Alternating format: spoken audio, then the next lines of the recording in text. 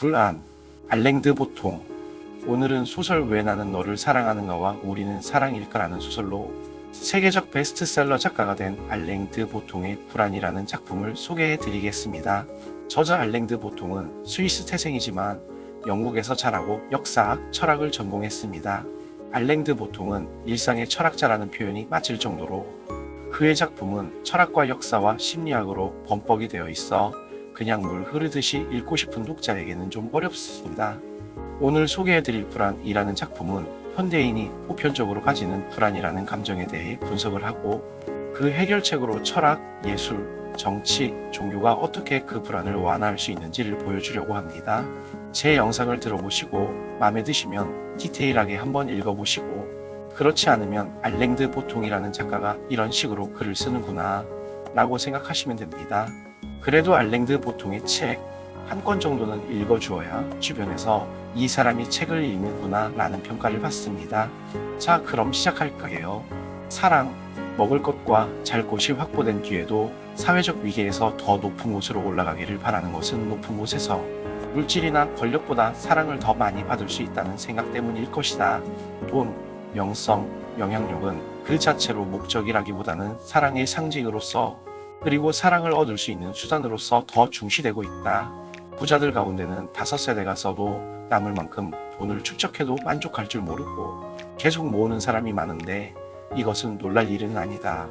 부의 창조를 경제적인 이유만 가지고 설명하려 할 때에는 그들의 노력이 이상해 보일 뿐이다. 하지만 그들은 돈만큼이나 돈을 모으는 과정에서 생겨나는 존경을 추구한다.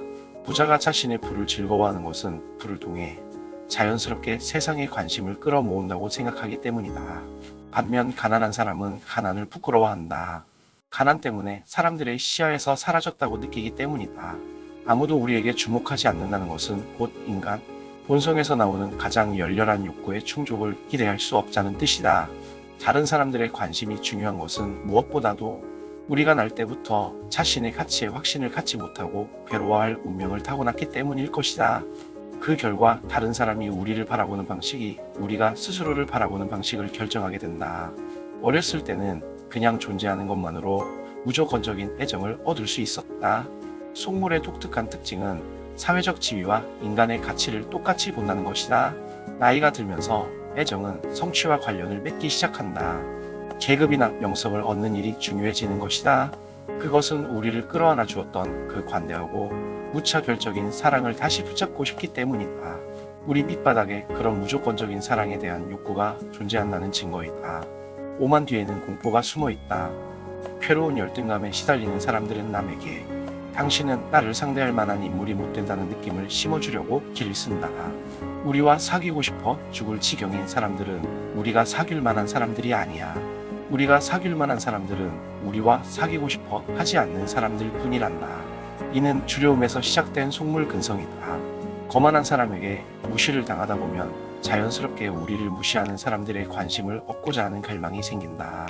사치품의 역사, 남들의 경멸에 압박감을 느껴 자신도 사랑을 요구할 권리가 있음을 보여주기 위해 텅 빈 선반에 엄청난 것들을 전시하려 했던 사람들이 남긴 유산이다. 프랭클린 루즈벨트는 미국 사회의 장점을 소비에트에 가르쳐 주려면 무슨 책을 주는 것이 좋겠느냐는 질문을 받자 시어스 백화점의 카탈로그를 가리켰다. 사람들은 날씨에 관계없이 어느 때나 쇼핑을 할 수 있다. 실제적 궁핍은 급격하게 줄어들었지만 역설적이게도 궁핍감과 궁핍에 대한 공포는 사라지지 않았고 오히려 드러나기까지 했다. 우리는 우리 자신과 같다고 느끼는 사람들만 질투한다. 가장 견디기 힘든 성공은 가까운 친구들의 성공이다. 일반 병사는 상사나 상병에게 느끼는 것과 비교하면 장군에게는 질투심을 전혀 느끼지 않는다. 그리스도의 가르침의 평등의 원리에도 불구하고 지상의 사회구조를 개혁하여 구성원들이 땅의 부를 좀 더 공평하게 나누어 갖자고 주장하는 기독교 정치 이론가는 거의 없다. 인간은 신 앞에서는 평등할지 몰라도 이것이 현실에서 평등을 추구할 이유가 되지는 못했다. 이런 이론가들에게 훌륭한 기독교 사회란 엄격하게 계층화된 절대군 주제이다. 신이 피조물에게 절대 권력을 휘두르듯이 신이 임명한 지상의 통치자는 사회 구석구석을 다스린다고 생각한다. 왜 어떤 사람은 땅을 갈아야 할 운명이고 어떤 사람은 연회장에서 잔치를 즐길 운명이냐고 문제 제기를 하는 것은 시배적인 이데올로기의 관점에서 보자면 창조주의 의지에 도전하는 행위이다. 존 로크는 통치론에서 신은 아담에게 이 땅을 다스릴 개인적 지배권을 준 것이 아니라 인류 전체에게 그 권리를 주어 모든 사람이 누릴 수 있게 했다. 통치자들은 민중의 도구이며 전체의 이익을 추구할 때만 복종을 받을 수 있다. 미국에서는 가난한 시민은 부자 시민을 가까운 거리에서 관찰했으며 초라한 배경에서 태어났지만 큰 부를 일군 사람도 많았다. 그러나 예외가 규칙이 될 수는 없다. 미국의 가난한 사람들은 자신의 삶이 그들의 기대를 배신했다고 생각한다. 자존심을 높일 수 있는 두 가지 방법은 하나는 더 많은 성취를 거두기 위해 노력하는 것이고 또 하나는 성취하고 싶은 것에 수를 줄이는 것이다. 두 번째 방법의 장점은 요구를 버리는 것은 그것을 충족시키는 것만큼이나 행복하다 라는 것이다. 장자크 루소, 부는 많은 것을 소유하는 것과는 관련이 없다. 부란 우리가 갈망하는 것을 소유하는 것이다. 우리가 얻을 수 없는 뭐가를 가지려 할 때마다 우리는 가진 재산에 관계없이 가난해진다. 우리가 가진 것에 만족할 때마다 우리는 실제로 소유한 것이 아무리 적더라도 부자가 될 수 있다. 루소는 사람을 부자로 만드는 방법은 더 많은 돈을 주거나 욕망을 억제하는 것이다 라고 말한다. 부유하다고 느끼는 가장 효과적인 방법은 우리보다 더 큰 부자가 된 사람과 거리를 두면 된다. 작은 버트를 주위에 모으는데 에너지를 집중하면 된다. 서양에서 가장 낮은 지위에 처한 사람들은 자신들의 의미에 대하여 세 가지 이야기를 들을 수 있었다. 첫째, 가난은 가난한 사람들 책임이 아니며 가난한 사람은 사회에서 가장 쓸모가 크다. 둘째, 낮은 지위에 도덕적 의미는 없다. 신약 성서를 통해 부자가 바늘구멍을 통과하는데 실패하는 장면을 목격하며 자신이 하늘의 땅을 상속받을 것이라는 말을 들으며 천국의 문을 가장 먼저 통과하게 될 것이라는 약속을 믿는다. 셋째, 부자는 죄가 많고 부패했으며 그들은 가난한 사람들을 강탈하여 불을 쌓았다. 하지만 불만을 일으키는 새로운 성공 이야기가 있다. 첫째, 가난한 사람이 아니라 부자가 쓸모 있다. 둘째, 지위에는 도덕적 의미가 있다. 셋째, 가난한 사람들은 어리석음 때문에 가난한 것이다. 능력주의 체제에서는 가난이라는 고통에 수치라는 모욕까지 더해진다. 불안은 현대의 욕망의 하녀다. 승자는 운을 만든다. 이것이 현대의 주문이다.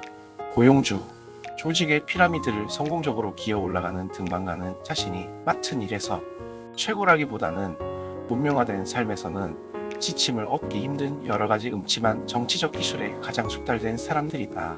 동료를 조심해야 한다. 거짓말하고 과장해야 한다. 중요한 일을 하게 되면 반드시 실패는 감추고 성공은 과장하라. 이것은 속임수이지만 사실보다는 다른 사람들의 의견에 당신 운명이 걸려있는 경우가 많기 때문에 늘 일이 잘 풀리고 있다는 인상을 주는 것이 좋다.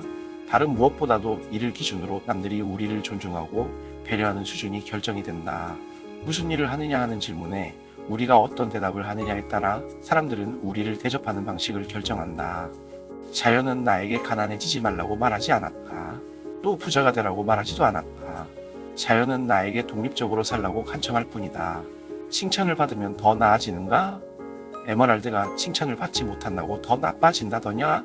칭찬을 받고 싶다는 유혹에 빠지지 말고 모욕을 당했다고 괴로워 움츠러들지 말고 자신이 스스로에 대해 알고 있는 것에서 출발하여 자신을 파악하라고 권한다. 사람들의 인정을 바라며 자학하는 습관을 버리고 그들의 의견이 과연 귀를 기울일 만한지 자문해 보아야 한다.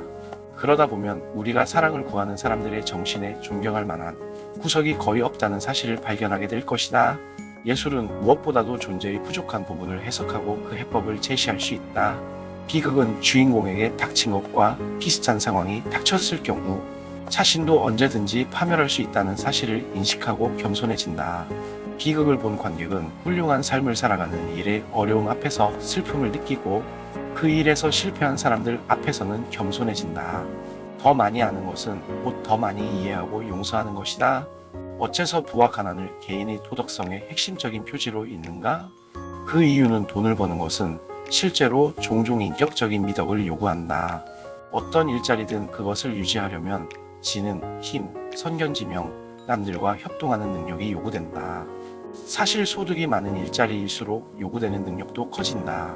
법률가와 의사는 거리의 청소부보다 보수를 더 많이 얻지만 그들이 하는 일에는 더 지속적인 노력과 기술이 들어간다. 정치를 통한 사회 정의를 추구하는데 가장 큰 영향을 준 책을 한 권 추천하라면 러스킨이 나중에 온 이 사람에게도를 추천한다. 마르크스. 모든 시대의 지배적 관념은 늘 지배계급의 관념이다. 이데올로기는 무색무취의 가스처럼 사회에 방출된다.